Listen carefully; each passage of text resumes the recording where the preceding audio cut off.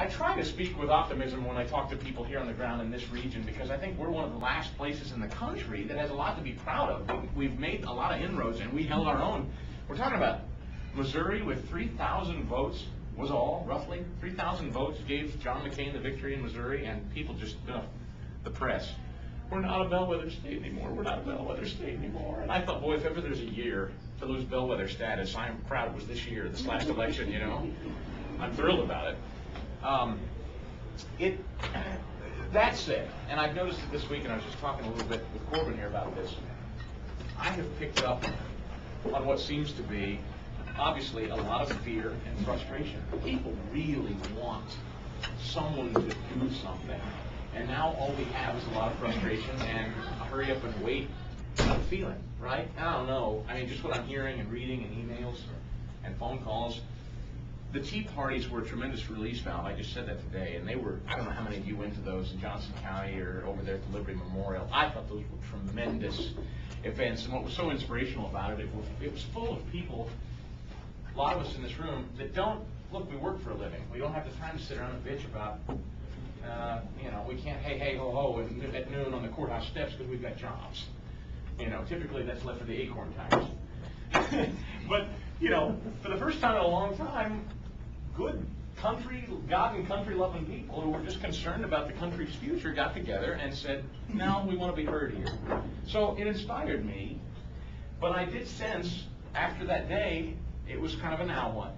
Now what do we do? Now what do we do? And it's tempting, and it's happening to me. I'm getting emails all the time. People are starting to kind of turn on each other a little bit. Do you sense that? I mean, you can feel it.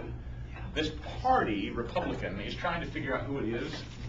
You got Jeb Bush and Bobby Jindal and Mitt Romney out talking and or listening, trying to figure out what it is you want. Other people saying, how do you not know what we want? What were the Tea Parties all about?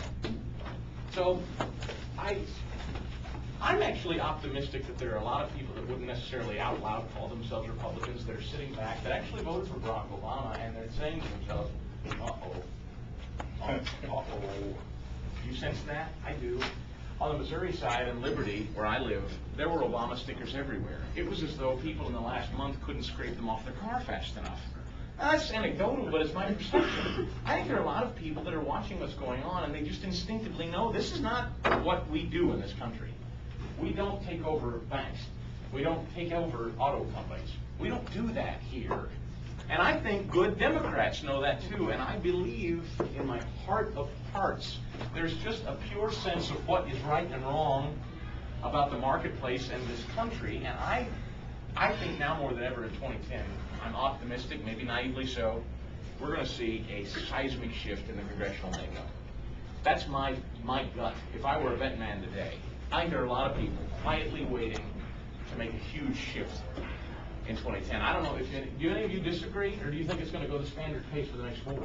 Obama's there to stay, obviously, but I think Congress changes a little. If the economy goes well, then, I mean, if it bounces back, then no, I don't see a shift. I see people comfortable with the status quo. Yeah. If the economy stabilizes, then I really hate to say that because I want it to stabilize, but I don't think it'll be very good for our party if it does. Yeah.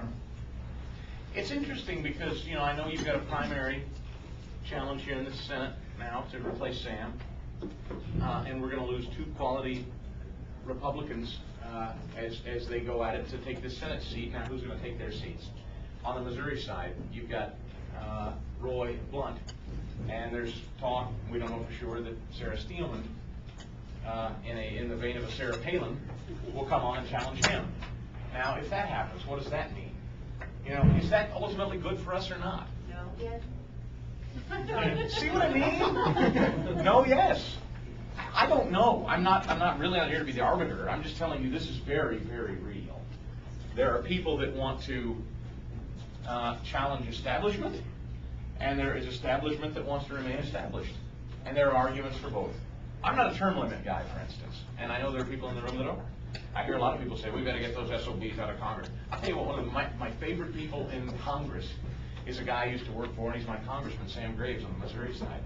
This guy, in my judgment, on every vote that has ever mattered in the last 6 months is as pure conservative as the wind-driven snow. I can't find fault with him right now, and I mean that, and that's tough to say because there's nary a politician in Capitol Hill that I can say that about. And he's one. And a guy like that, as long as I continue to see that he votes the way people elected him to vote, I don't know why you yank him out of Congress on a term limit. I don't. Meanwhile, on the state side, you've got great conservatives in Jefferson City. In Jefferson City, like Topeka, is loaded with Republicans, but they term out.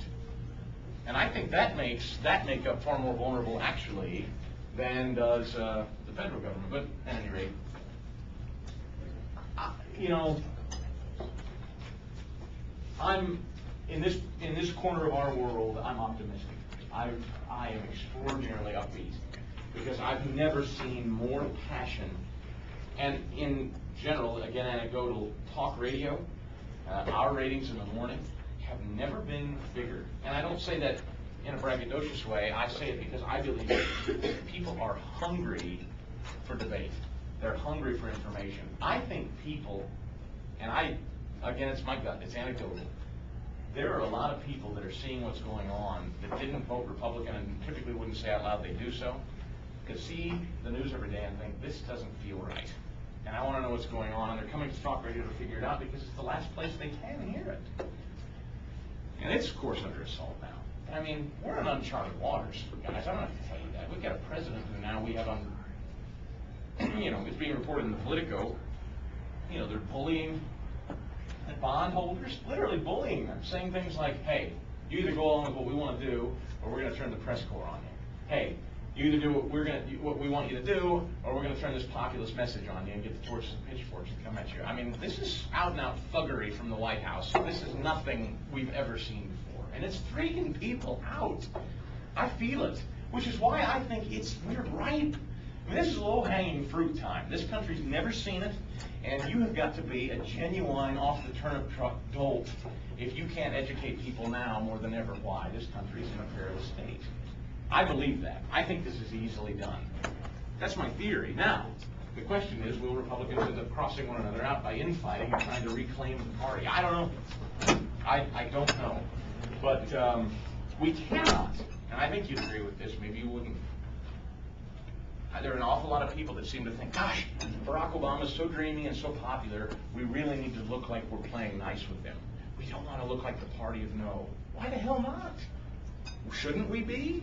If ever we were now going to say, here's who we are, and here's what makes us different than him, shouldn't it be now? Because if we're just going to kind of be a little different than him, but not a whole lot, so don't worry, what's the point? Then why don't we just lay down and die and quit on it? Now, I know individual issues, and they vary, but broadly speaking, if we can't define why we're markedly different than who's leading the country right now, it seems to me we're in a world of hurt. That's my gut. That's my theory.